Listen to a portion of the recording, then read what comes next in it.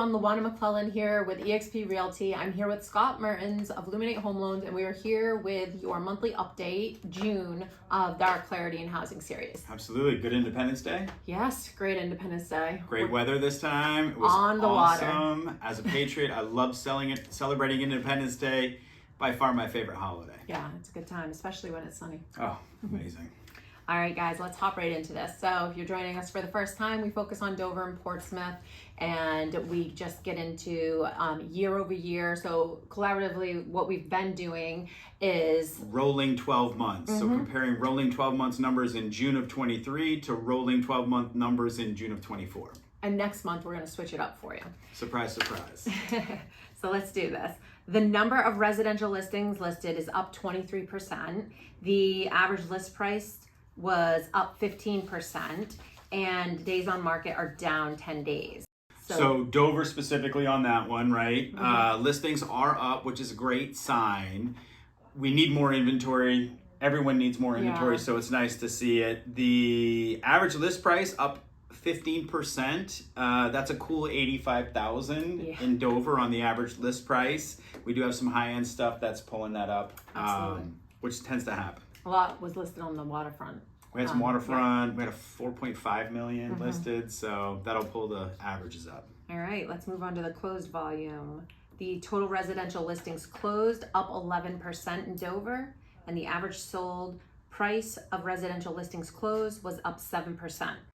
We broke a metric 575,000, not a big one like Portsmouth, but we're still just seeing that rising sale price for closed residents. So actual gain on sale year over year, pretty significant. Definitely a steady climb up.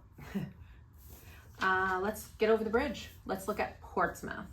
Portsmouth's total number of residential listings up 7%, and then the average price for residential listings listed was up 10%.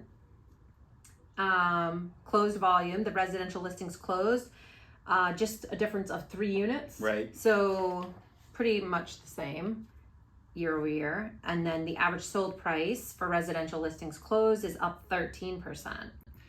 So on the list price, we're still hovering with that 2 comma number. We were over $1 million in Portsmouth for the average list price. Average sold price, 942,000. That's over 100,000 gain year over year. Yeah. So that's really strong, 13%. As the numbers go, you know, list price to sale ratio still always 100, 101, 102. Dover was 102. Portsmouth 100, so still no deals. No, but I have been talking to some agents that I work with that might feel like there's a bit of a softening. I definitely do, as have I. I've had a few conversations over the past couple of weeks with other agents who are very active in the market, and you know, some of them who haven't been in more than 5 years, and this is their first experience with this softening feel and this little bit of a lull, and they're like, wait, what do I do? Well, the question is why. Yeah. Well, you mentioned it at the beginning. We've had great weather. Yeah. So not a lot of people are out there looking at homes for the last 10 days. I know our application counts are down a little bit, so there's a little bit of demand. My phone's not ringing as much. No, which is okay in the summer. Yeah, they travel. People want to travel. You have that short window of time with your family as a whole, right? Your kids are out of school. So this is natural. This is very natural. Yeah. And people are pausing. You know, the interest rates are still... Rates are high, so 3 things make up demand for housing, right? What's the price, what's the rate, and how much money am I making? And we've been kind of juggling all 3 of those at really high levels, right? So wage inflation sounds great for us when we're making money, but the Fed hates wage inflation because that drives up demand for goods. Yeah. We're hitting a price cap. The Case-Shiller numbers last month, highest ever, up 4.3% year over year. So we've got max prices. I mean, we're seeing it every month. Every month we see it here. We've got max interest rates, and we have wage inflation. So the only way to... Something's got to give. And if you don't fight the Fed is the rule, the Fed is going to do everything they can to suppress wage inflation because we want to support price. So we want to keep wages down, and the way they do that is dropping interest rates, and they can't drop interest rates until unemployment starts to come up. Which it did start ticking up.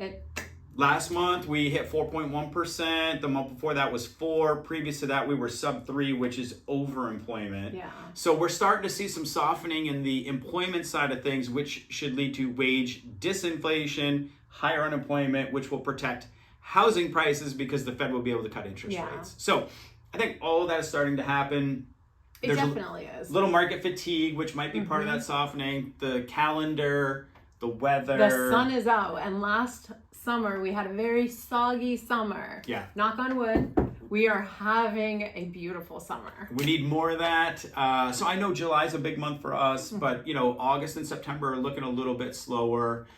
Which is not a bad thing. I think we really kind of are at this ceiling. Now, the long-term goal here is to protect values of homes and keep them where they're at. We don't want them skyrocketing even higher. The one thing we mentioned before we came on, you may have seen the headline in the Union. Yeah, Union Leader? It's everywhere. One of the papers. 4 out of 5 homes in New Hampshire are over $1 million. No, 1 out of 4. I mean, 1 out of 4. Yeah. Sorry. 4 out of 5 are under $1 million. Somebody said that, or 1 out of 4. But 5 years ago it was 1 out of 11. I think I saw 20 years ago it was like 1 in 23. Yeah, it's intense. 1 out of 4 homes is over $1 million in New Hampshire, and we only have so much waterfront. Yeah, and I was also reading like people's comments on that, like on Facebook, and there's a lot of people who are like, "This is great, we're that desirable, we're attracting a lot of people to our area, But then there's a lot of people who are just like, not comfortable with it because it's driving costs, and everyone who's I don't know if our wages for everyone will support that. Right? Like per capita income in New Hampshire is really high, but we're getting a huge disparity for average household income versus average mortgage payment paid, and we're north of like 35%. We don't really want to be there. So we have to figure that out a little bit. We could talk forever, guys. Yeah. So cut it off. We're going to cut it right here. We're going to go live with one more thing that I just thought of. But tune in every month. We will deliver an update. Again, next month's update will be a little bit different format, but we're going to keep the information coming. And thanks for tuning in. Thank you. Scott Mertens, Illuminate Home Loans, Lawa-Na McClellan, EXP Realty.